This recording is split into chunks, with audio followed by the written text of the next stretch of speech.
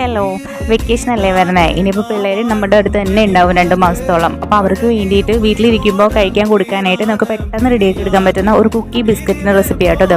Boost കുക്കീസാണ് കേട്ടോ ഇത്.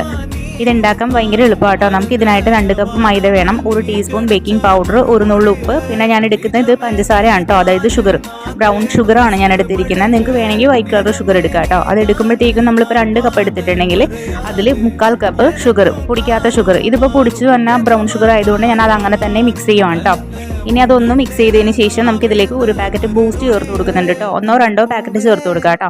ഇനി അതും നന്നായിട്ടൊന്ന് മിക്സ് ചെയ്യുക. അതിനുശേഷം എന്താ, ഈ ഒരു കുഞ്ഞ് പാത്രം കണ്ടോ, ഈ പാത്രത്തിലാണ് ഞാൻ നെയ്യ് അളന്നെടുക്കുന്നത്. ഇതിൽ ഒരു ടൈമിൽ 3 ടേബിൾ സ്പൂൺ നിറയെ നെയ്യ് കൊള്ളുന്നുണ്ട്. അങ്ങനെ ഒരു 4 പാത്രം നെയ്യ് ഞാൻ എടുത്തിട്ടുണ്ട്, അതായത് 12 ടേബിൾ സ്പൂൺ നെയ്യ്. ഇനി നെയ്യിൽ ഫുൾ ചെയ്യാൻ ഇഷ്ടമില്ലെങ്കിൽ പകുതി നെയ്യും പകുതി സൺഫ്ലവർ ഓയിലും ആയിട്ട് എടുക്കുക. ഇനി അതല്ല സൺഫ്ലവർ ഓയിൽ മാത്രം മതിയെങ്കിൽ അങ്ങനെ എടുക്കുക കേട്ടോ.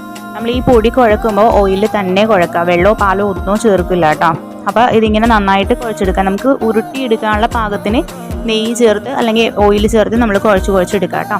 എന്നിട്ട് ഇതുപോലെ ഉരുട്ടി കുഞ്ഞു കുഞ്ഞു ബോൾസ് നമുക്ക് ഇഷ്ടമുള്ള ഷേപ്പിൽ എടുക്കാം. ഇതിനും ചെറുതാക്കണമെങ്കിൽ അങ്ങനെ എടുക്കാം കേട്ടോ. എന്നിട്ട് നമുക്കത് എല്ലാം ഒരേ ഷേപ്പിൽ എടുത്തതിന് ശേഷം ഓവനിലേക്ക് വെച്ച് കൊടുക്കുക. ഓവനിൽ വയ്ക്കുമ്പോഴത്തേക്കും 180 ഡിഗ്രി സെൽഷ്യസിലാണ് വയ്ക്കുന്നത്. ടോസ്റ്റിംഗ് മോഡാണ് ഇടുന്നത്. അതുപോലെ 30 മിനിറ്റ്സ് ബേക്കിംഗ് ടൈം കൊടുക്കുന്നുണ്ട് കേട്ടോ. അപ്പോൾ ഇത് 30 മിനിറ്റ്സ് കഴിയുമ്പോൾ എന്തായാലും ആകും. നമ്മൾ ഇറക്കി വെക്കുമ്പോൾ തന്നെ ഒരു സോഫ്റ്റ് ആയിട്ടായിരിക്കും ഇരിക്കുന്നത്. പക്ഷേ ഒരു ഹാഫ് ആൻ അവർക്ക് വെച്ച് കഴിയുമ്പോഴേക്ക് ഇത് നല്ല കട്ടിയായിട്ട് ബിസ്ക്കറ്റിൻ്റെ ആ ഒരു പരുവത്തിൽ വന്നോളൂ കേട്ടോ.